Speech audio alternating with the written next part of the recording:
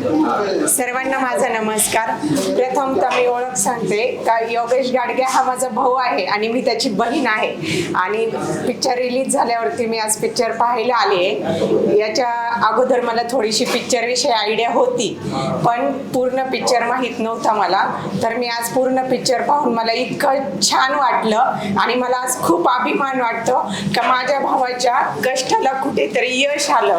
तो खूप दिवसापासून संघर्ष करत होता, त्याच्या संघर्षाला आज यश आलं।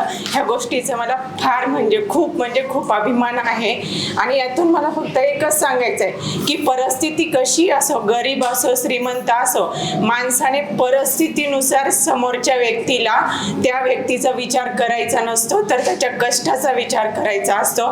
त्याने त्याचं जीवन किती संघर्षातून जगलंय या गोष्टीचा विचार करायचा असतो।